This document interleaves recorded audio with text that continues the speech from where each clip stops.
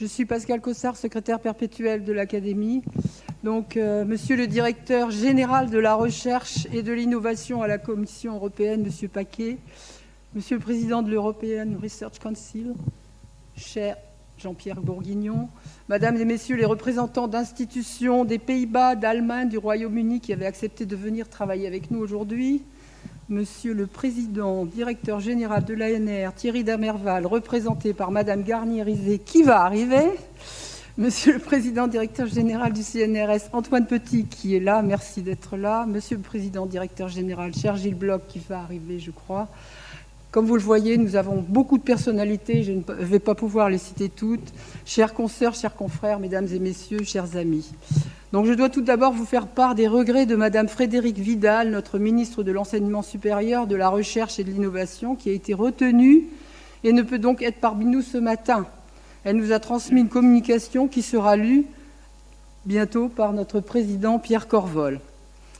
En tant que secrétaire perpétuel de l'Académie et au nom du bureau de l'Académie des sciences, je vous souhaite donc la bienvenue à cette journée de colloque dédiée à la prospective en sciences ouvertes. Nous nous réjouissons tout particulièrement de voir cette grande salle des séances si remplie, preuve que la science ouverte est réellement au cœur des préoccupations de la communauté scientifique. Ce sujet de la science ouverte est également au cœur des préoccupations de notre Académie qui, depuis maintenant 3 siècles et demi, œuvre pour la qualité de la science et de sa diffusion. Nous pouvons en effet affirmer que la prospective en sciences ouvertes se situe au croisement des 5 missions de notre compagnie, que je ne peux pas détailler aujourd'hui, mais dont je vous rappelle simplement les grands axes. Encourager la vie scientifique, promouvoir l'enseignement des sciences, transmettre les connaissances, favoriser les collaborations internationales et enfin assurer un rôle d'expertise et de conseil. Au cours des 10 dernières années, l'Académie s'est penchée à plusieurs reprises sur la question de la diffusion de la science par des publications spécialisées. Tous ces textes sont disponibles sur notre site internet et Denis Jérôme va sans doute également les évoquer, mais je voudrais pour ma part insister sur les 3 initiatives les plus récentes. En décembre 2016, les 3 académies, Royal Society, la Léopoldina et l'Académie des sciences, ont remis au commissaire européen à la recherche, à l'innovation et à la science, Carlos Moedas, une déclaration, un statement, sur la qualité des publications scientifiques pour lutter en particulier contre la prolifération des pseudo-journaux ou journaux prédateurs, les predatory journals. En décembre 2017, les mêmes académies ont remis à Carlos Moedas une 2e déclaration, celle-ci consacrée aux bonnes pratiques en matière d'évaluation des chercheurs et des programmes de recherche.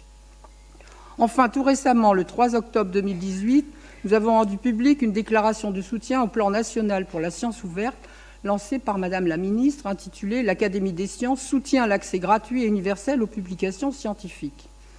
Je voudrais vous en livrer juste 3 courts extraits. L'Académie soutient les principes généraux de ces plans et recommande la prise en charge des frais de publication au niveau des agences de financement et des institutions de recherche. Elle attire l'attention sur le fait que ces changements dans des délais aussi courts doivent tenir compte des spécificités des différents champs disciplinaires. Enfin, il est important de noter que le processus d'accès ouvert des publications ne doit pas conduire à une réduction des processus d'expertise qui assurent la qualité des articles effectivement acceptés. Il y a là, j'en suis sûre, plusieurs des aspects qui seront débattus et approfondis au cours de cette journée de travail que je nous souhaite fructueuse.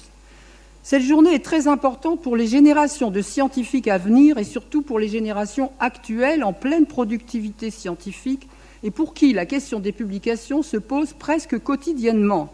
Beaucoup ne se rendent pas compte, beaucoup des jeunes scientifiques, je crois, ne se rendent pas compte de ce qui s'est progressivement établi, installé et que l'on peut, je suis sûre, changer. Encore une fois, je souhaite que cette journée soit productive et aussi qu'elle envoie un signe fort que l'Académie souhaite aider au changement devenu absolument indispensable. Je remercie les organisateurs de cette journée, tout particulièrement Denis Jérôme. Je vous souhaite une très bonne journée et je voudrais dire que toutes les présentations vont être filmées. Donc les présentateurs vont être sollicités à signer l'acceptation, mais peut-être au moment des questions, je voudrais quand même le dire aussi, donc toute cette séance est filmée. Je vous remercie beaucoup et je vais passer la parole à Denis Jérôme et Pierre Corvol. Merci beaucoup. Merci Pascal.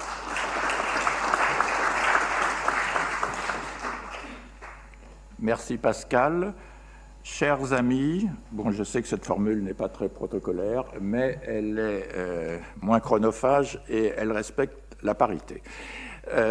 Bon, moi je suis physicien, membre de l'Académie, mais enfin pendant une trentaine d'années, je me suis intéressé au problème des publications et notamment avec des collègues, nous avons réussi alors là j'utilise en anglais, un merging des publications allemandes, françaises et italiennes.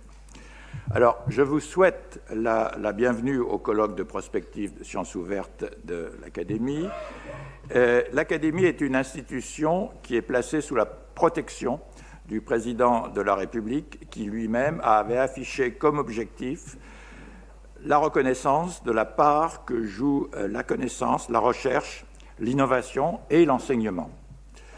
Madame la ministre avait rappelé dans son discours du 4 juillet 2018, auquel il a déjà été fait allusion, et qui a marqué le lancement du plan national Sciences ouvertes, sa priorité pour l'ouverture des résultats de la recherche à tous les citoyens, et elle a annoncé l'existence d'un fonds destiné à aider à la transition du savoir enfermé derrière un mur de l'argent vers un savoir ouvert, immédiatement et aussi gratuitement à tous.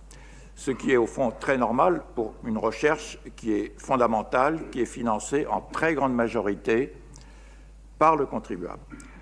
L'affluence que vous voyez aujourd'hui dans cette salle, sans compter les nombreux auditeurs qui nous suivent en vidéo, démontre, si c'était encore nécessaire, que la question débattue aujourd'hui intéresse vivement nos concitoyens.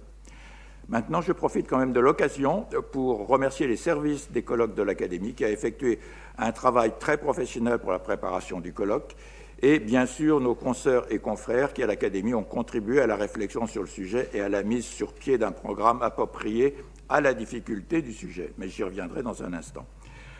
Puisque la présentation de Madame la Ministre le 4 juillet 2018 avait été ouverte par une diapositive en anglais, et compte tenu de la présence aujourd'hui d'un bon nombre d'amis étrangers comme participants ou intervenants, je me permettrai de les accueillir maintenant en anglais et dans la suite de cette allocution. So I am pleased to welcome our colleagues and friends coming from Europe and Great Britain. You are probably not surprised that the colloquium is held on open science, as this topic is fairly hot nowadays, but why is it at the French Academy of Sciences? Digitization has been with us for the last 20 years, and yet did scientific knowledge become more open? About 1/4 only of the publications are accessible free of charge and immediately. There is certainly a reason for such a slow move toward opening scholarly communication. Once a result comes out of a laboratory, it has to circulate between researchers. Then it has to be published, which involves evaluation, dissemination, with subsequent preservation in archives. Actually, communication and publication have mixed in the second half of the 20th century, as commercial publishers increasingly dominated the diffusion of knowledge, leading in turn to some abuses, both in terms of quantitative evaluation of research and researcher, and also in the use of public finances. The French Academy is probably the right place to discuss the topic of open science, since it is a representation of all fields of research, both in hard and life sciences. And we know that the habits in communication knowledge vary enormously between different fields. In addition, the role of the French Academy, very much like our sister academy, the Royal Society, is to disseminate scientific knowledge by its publication, and this began in 1835. Therefore, academies and learned societies should feel very concerned how the diffusion of scholar communication is going to evolve in the near future. 10 years ago, as mentioned by Pascal Cossard, the Academy interested in the evaluation of research and researchers wrote a report for the Minister of Research, Madame Pécresse, followed a few years later by another report on the relevance and more likely the irrelevance of quantitative evaluation with some advice how it could be possibly improved. It was delivered to Madame Fioraso. The French Academy felt very concerned when the declaration in favor of open access came out from the present French ministry, quickly followed by the famous Plan S, launched by a group of founders and the European Commission in September 2018. Shortly after that event, a working group was created at the Academy. Through several auditions, we managed to identify some of the components in a remarkably intricate jungle of open science, which encompasses very diversified concepts.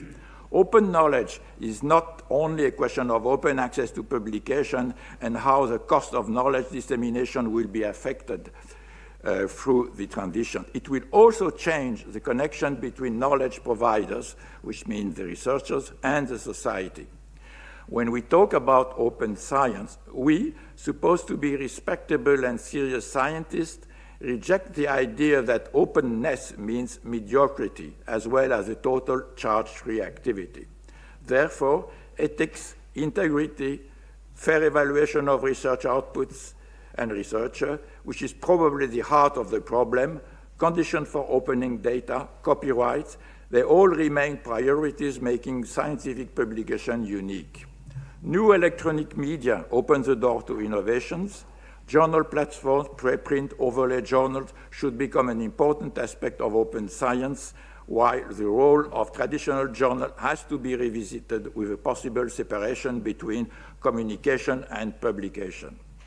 Given such a bibliodiversity, there is no longer any requirement to adopt the same open knowledge scenario all over the so-called Auguste Comte classification of sciences. These are the topics which will be developed during the symposium today. Last but not least, science will become, after openness, even more of a worldwide activity. We are pleased to see among us today top representative of Germany and of the Netherlands in charge of the transition toward open science, as well as a representative of traditional publishing activity in the UK. Most importantly, we have here today the people responsible for science policy at the highest level at the European Commission and European Research Council, together with the presidents of several French research organizations. A recent report in January this year on the future of scholarly publishing was issued by the European Commission and concludes with the remark suggesting that researchers and scholarly society should take back control of communication, evaluation, and publication. This is the reason why we are here today. I wish now to all of us a very fruitful day, and now I will give the floor to President Corvol, who is going to read a message from our Minister, Madame Frédérique Vidal.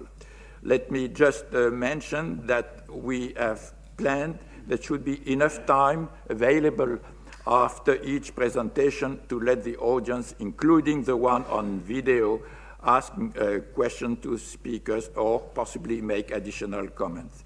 Et maintenant, pour terminer en français, il y aura un déjeuner prévu pour tout le monde ici, après la session de la matinée, qui serait organisée dans des salles attenantes. Donc je vous préviens, tout le monde est invité au déjeuner.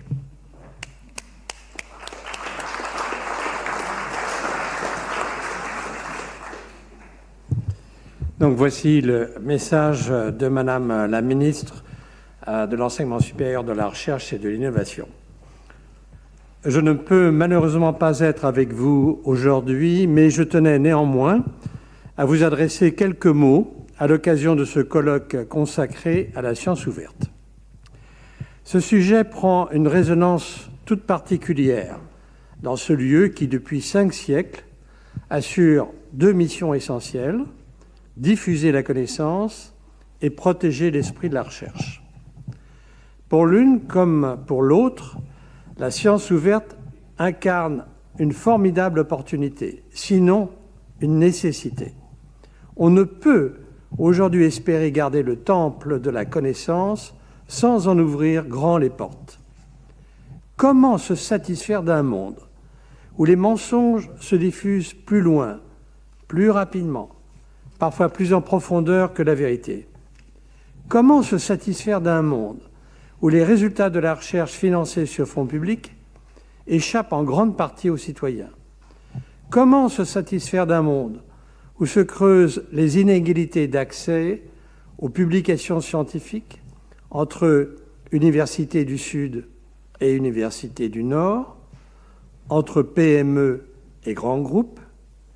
Comment se satisfaire d'un monde où les produits de la recherche restent encore trop souvent confinés dans un cercle étroit, alors même que nous n'avons jamais eu autant besoin de connaissances pour relever des défis inédits dans l'histoire de l'humanité? C'est ce monde que le mouvement pour la science ouverte se propose de changer en réactivant un principe cher aux humanistes et aux Lumières. La science est un bien commun qui doit profiter à tous. Ouvrir grand les vannes de la science, c'est lui permettre de revivifier le débat public et l'exercice démocratique. C'est lui permettre d'irriguer la démarche d'innovation et de stimuler l'activité économique. C'est servir la société, mais c'est aussi, en premier lieu, servir la science elle-même.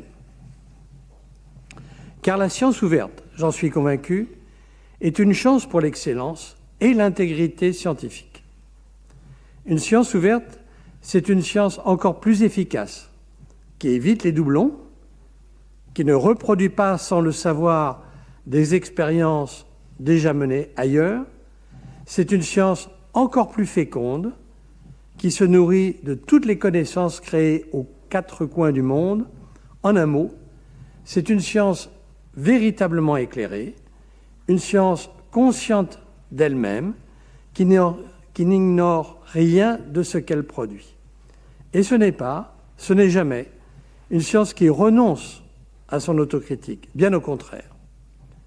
Ouvrir la science est en effet l'exposer à davantage de regards critiques, de réfutations et de commentaires, qu'ils s'expriment spontanément dans le cadre des archives ouvertes comme HAL ou systématiquement dans le cadre des revues à comité de lecture en accès ouvert.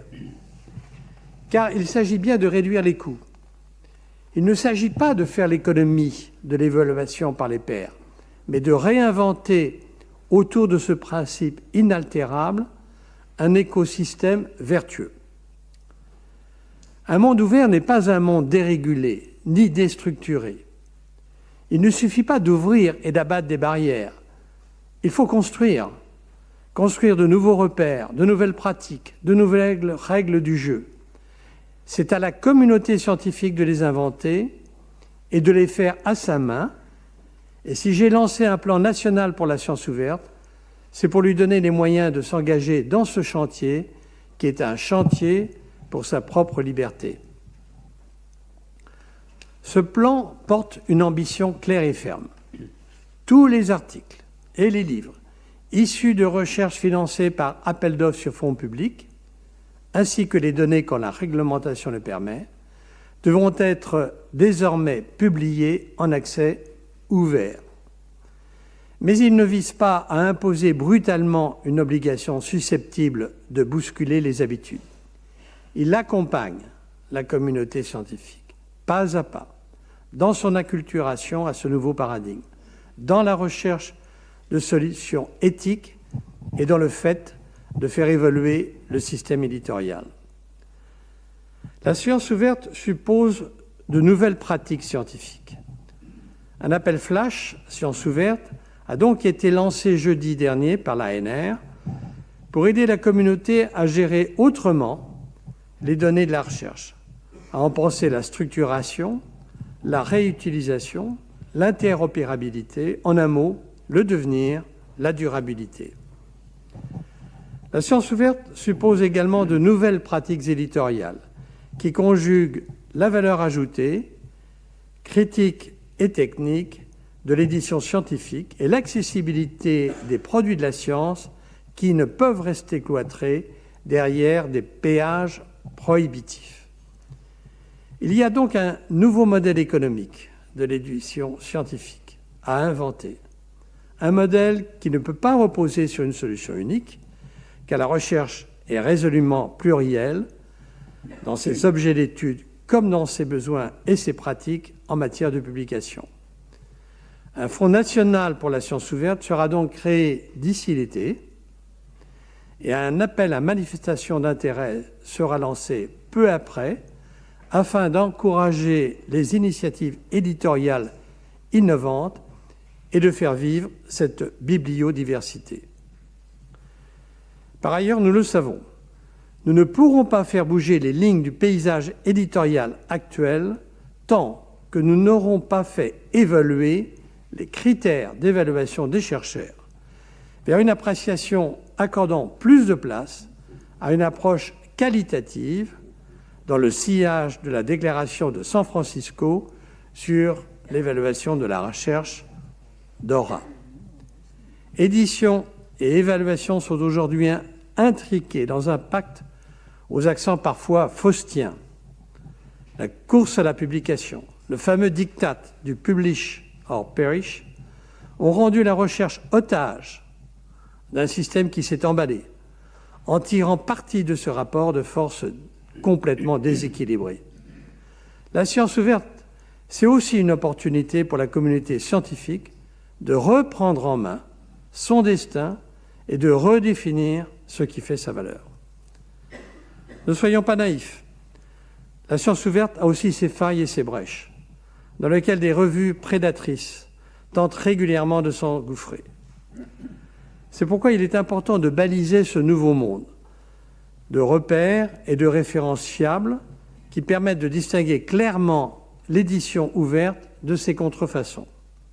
Les bases de données d'OAGE et d'OAB, qui répertorient les revues et les ouvrages scientifiques dont le contenu est évalué par les pairs et en libre accès, représentent des jalons importants dans la topographie de la science ouverte.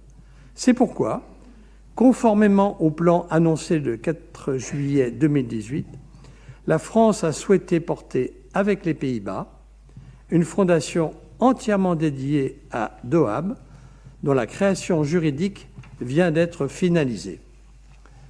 Elle permettra de garantir, dans la durée, une certification internationale de la qualité des ouvrages scientifiques en accès ouvert.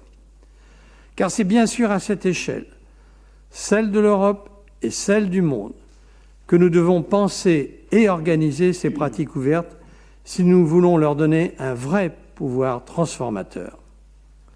C'est pourquoi la France contribue activement à la structuration du paysage international de la science ouverte, en soutenant le plan S, qui promeut la publication en libre accès des recherches financées par les deniers publics, en participant au projet de cloud européen EOSC, en rejoignant l'initiative GoFair portée par la France, l'Allemagne, les Pays-Bas, et qui vise à rendre les données faciles à trouver, accessibles, interopérables et réutilisables.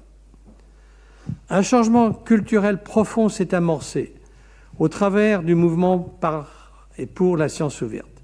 Il est l'occasion pour l'Europe de réaffirmer son identité et son unité autour de la libre circulation des savoirs.